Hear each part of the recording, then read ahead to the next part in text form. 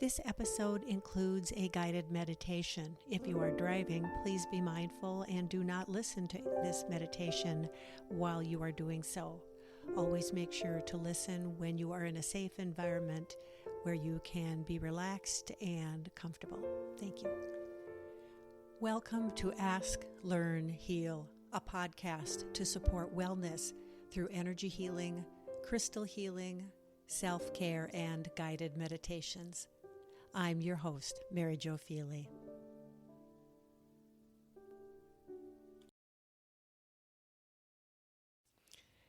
Welcome to Ask, Learn, Heal. I'm Mary Jo Feely. In this episode, I'm going to talk about the process of how do we cleanse and remove excess, unwanted, and chaotic energies from the crystals and gemstones that we work with for healing purposes. Now, I get asked this question a lot, so I think it's an opportunity for us to take a peek at it. And there are a number of ways that we can effectively work with to cleanse our gemstones and crystals. A couple things I want to mention right from the get-go is one, I'm not talking about physically cleaning a stone. Sometimes our stones do get dirty and they need to be cleaned. One of the easiest ways that I've found and a safe way is to take one of these microfiber cloths that you might get for cleaning jewelry or eyeglasses because it's so fine and it's a nice way to gently be able to clean the stones. Another aspect of cleansing this excess, unneeded, unwanted energy from the stones. And another thing I want to mention is that this does not cleanse or clear a program that you may have placed within the stone. And perhaps I'll have another episode specifically related to how we can program crystals to be able to support a healing intention. But know that we are simply cleansing the energetics of the stones, not any programs or intentions that you've placed within that crystal. Gemstones and crystals can be cleansed individually, they can be cleansed as a group, and I'm going to offer a variety of ways that are very simple and easy to use to do so. One of the favorite ways that I like to cleanse gemstones and crystals is through working with the elements of nature. So we've got this beautiful sunshine that really is very vibrant, and it is a wonderful way to clear stones. And so placing stones in the sun can be really effective. Keep in mind, however, that prolonged exposure to sunlight can fade some crystals, particularly, for example, amethyst, rose quartz, citrine. Those are 3 of the 5 members of the quartz family that can be impacted and fade over time. Celestite and fluorite are another couple examples. So this brings me to the point of reminding you that you want to know what stones you have, what are the properties of the stones, and another aspect that's important for you to be aware of is how hard is the stone. The Mohs hardness scale ranges stone hardness between 1 and 10. 1 being talc, 10 being diamond, and all the other gemstones and minerals are going to fall somewhere within that range.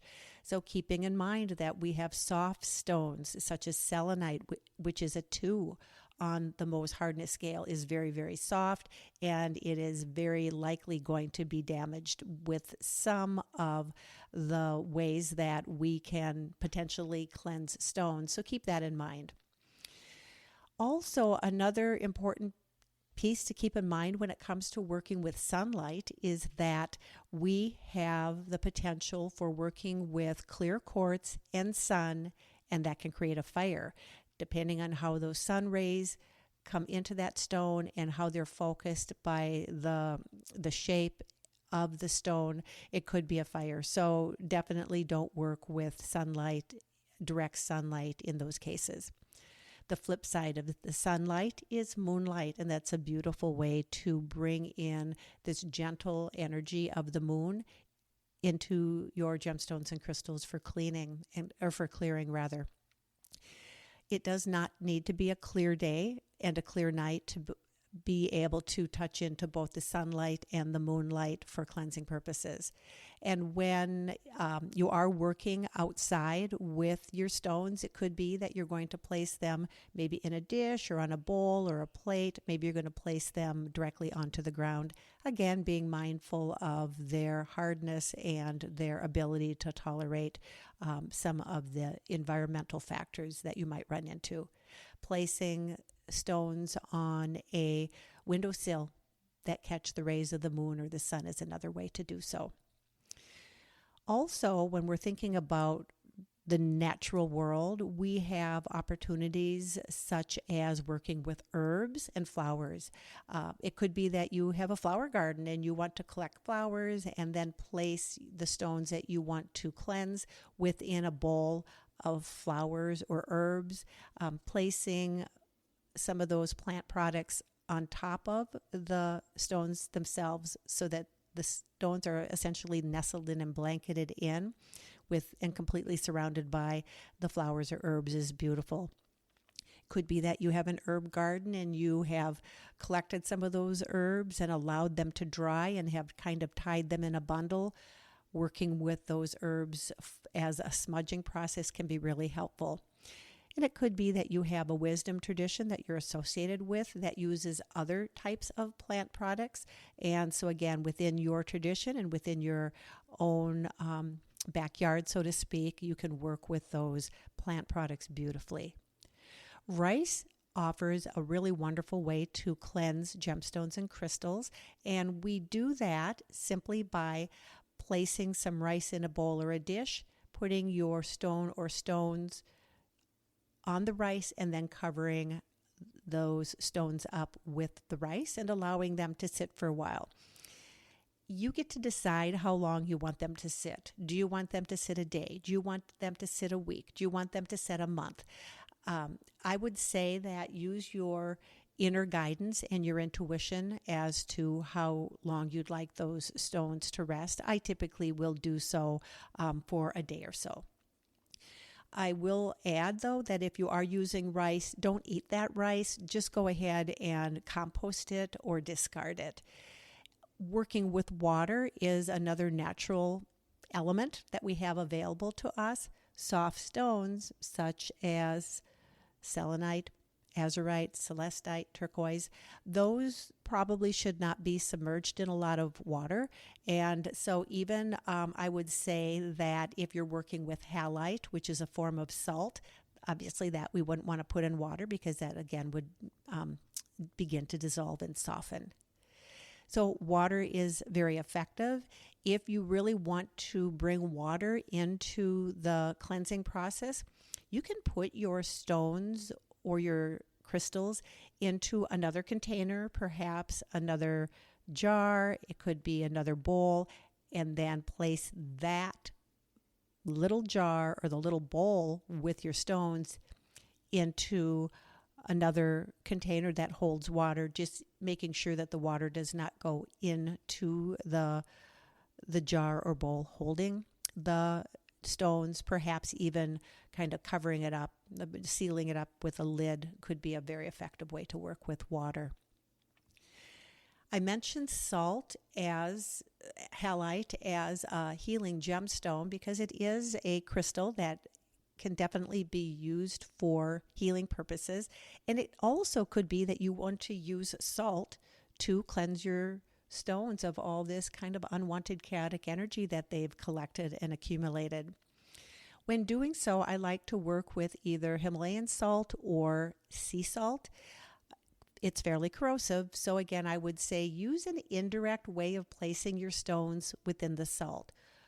Perhaps you have a little jelly jar that you're all done with. You can work with that jar and put the gemstones or crystals that you want to cleanse in the jar and then set the jar, nestle that into a bowl of salt. That can work really well. A final method that is very effective in cleansing and clearing stones that have been through a lot is physically burying your gemstone or crystal into the earth for a period of time. So I'm thinking particularly a stone that could be effective for this type of cleansing would be a stone that maybe you've worked with for personal growth, for personal healing, and it's been a companion of yours and it's been through a lot with you, and now you want it to rest for a while. So burying it in the earth is great. My recommendation is to get a very small, like little terracotta pot. You can get those in a lot of little places, and then get some kind of a cloth. It could be a cloth bandana, a handkerchief. It could be a piece of silk, some kind of an organic kind of fabric, and place your stone or stones within it, tie it up, and set it inside that little pot, and then bury the pot into the earth. You're going to want to have some kind of a little marking point so you know where that stone is.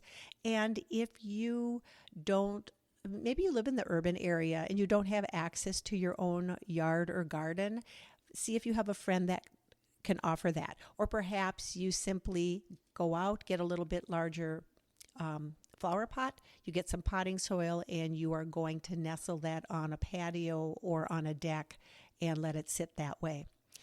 If you are living in a cold climate like I do, I'm in Minnesota, so it's fairly cold in the winter. If you want that particular buried crystal to stay out through the winter, you're going to want to bury it below the frost line. My sense is that you can have it in the ground for a week, a month, 3 months, for a season, and that can be very effective. So just keep that in mind. Some of my suggestions are actually pretty practical. We certainly don't want any process or method that we use to cleanse our stones to actually hurt the stones or damage them, if at all possible. So in just a minute, I'm going to invite you to take part in a guided meditation. And what you're going to be doing during this meditation is to actually be cleansing one or more of your stones. And you can either do that with the physical stone in your hand, or you can call forth the etheric, energetic aspect of that stone to be present during this meditation. And so if you are driving, you're going to want to pause this episode at this point and then just pick it up a little bit later when you're able to listen at a more appropriate time. So pause this video if you want to go and collect your stone, and we will resume in just one moment. All right, so we're back, and if you have a stone that you have physically collected or stones, then please hold those in one of your hands. It does not matter which hand. And I simply would invite you to bring your awareness to your heart space and bring your awareness to your breath. And simply draw in this universal life force energy that flows in and around and through you constantly. And visualize that healing light moving into your heart space. And hold your focus on this light as it gathers in your heart.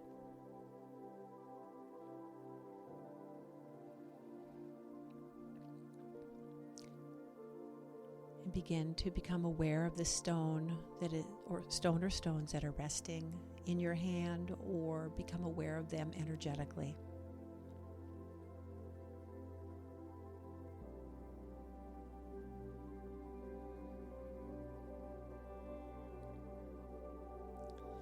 And now allow that beautiful healing light, that healing gift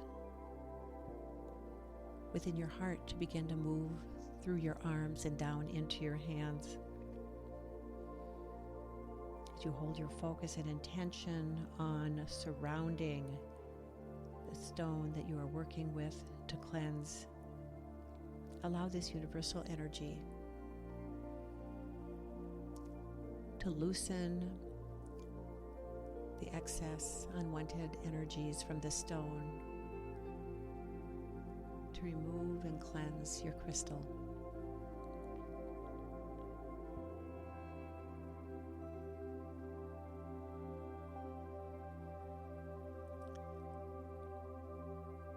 And as you do so, invite in the energy of sun and the energy of the moon, so that you also are drawing in the sunlight and the moonlight to surround your stone, to cleanse it.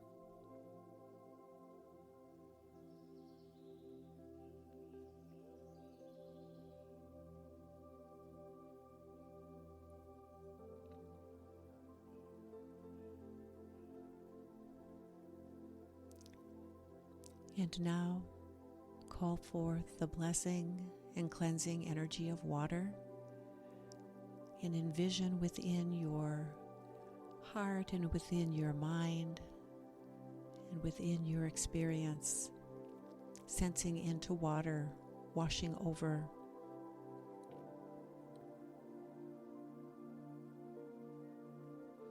cleansing and helping and assisting your stone to reset its energies.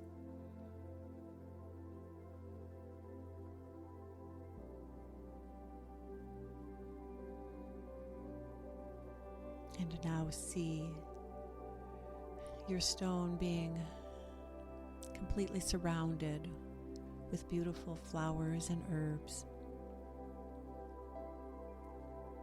calling forth the plants that mean the most to you,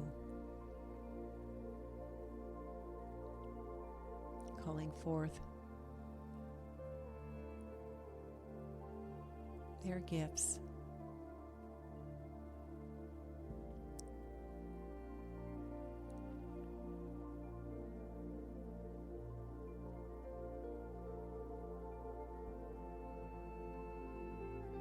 And now as your stone that you're holding, either etherically or physically,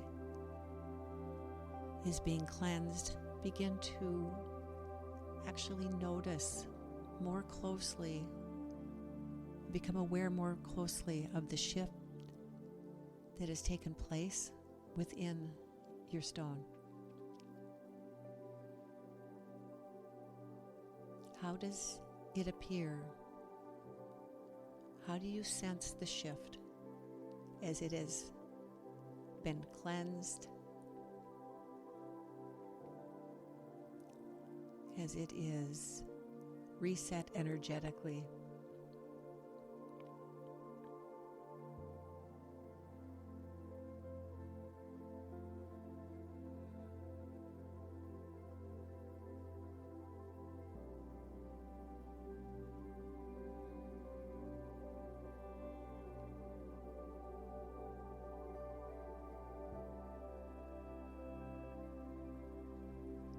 Bringing your awareness to your heart space. Notice that this universal light, this healing vibration, this intention that you are holding continues to surround and cleanse your stone.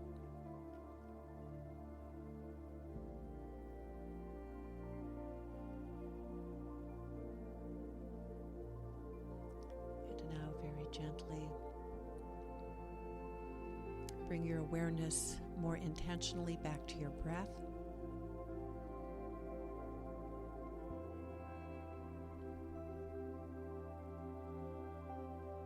As we prepare to gently bring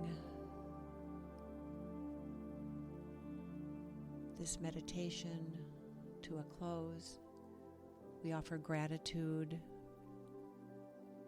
for all of the vital energy that's been moving through you, that has taken form as sunlight and moonlight and plant life of water. Deeply grateful for the way that this universal healing light moves through you and has cleansed and removed the unwanted and unneeded energies from your stone so that they are pristine and prepared and ready for the next work that you invite them to do with you.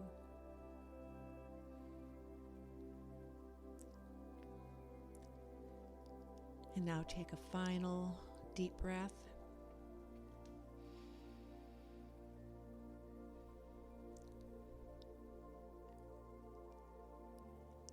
And when you're ready, you may open your eyes.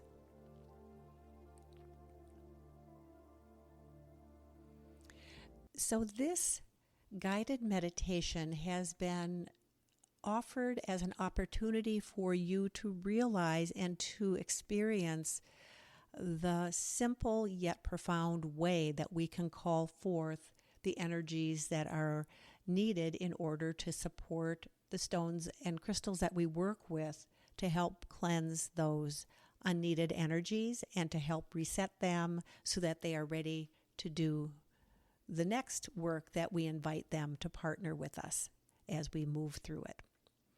So we have sun and moon, and we have water, and we have ways to work with the plants and the herbs. This intentional calling forth of this higher healing energy. If you're an energy healer or a Reiki practitioner, perhaps you notice that you were calling that type of energy in. If you are a person of prayer, perhaps you notice that you were praying during this process. There are so many ways to bring forth the energies that will support the gemstones that we're working with to cleanse. And so it's important not to think that there is just one or two or three ways to do so. It could be that as you're doing this process, you notice that you're actually giving voice to some of the energies, and that's fine too. Sound is another way that you may notice that you're drawn to work with to help clear and cleanse those stones. So I'm hopeful that you have found this helpful. I'm hopeful that you are able to move forward with a little bit more confidence and assuredness that you've got this when it comes to cleansing your crystals and stones. We don't have to overthink it. We do not need to make it overly complicated. There are a few practical things that we want to keep in mind. So those are the aspects of this process that I am hopeful I was able to offer for you today. Before I complete and end this episode, I do want to let you know how you can reach me. You can visit my website, and the links are below this episode, Fourth Dimension Healing. I have a crystal and energy healing practice in Stillwater, Minnesota, and I also have an online school, the Center for Crystal and Healing Studies. And actually, if you are feeling as if you are really sensing you'd like to learn more about how to work with gemstones and crystals, take a look at my online school, because I do offer a variety of courses in crystal healing, in energy healing, and in Reiki. And I actually have a crystal healer certification program that combines energy healing and crystal healing to be able to really move through some beginning and advanced coursework. So I have a wide variety of courses that might be something you're interested in, whether you're new to this kind of healing process or if you've been working with crystals for a while and you're ready to do some more advanced work. I am hopeful that I can help you out. So for now, reach out with questions, email me, send me a chat through my website. I'm more than happy to answer any questions you may have. For now, I simply wish you many blessings. Be well.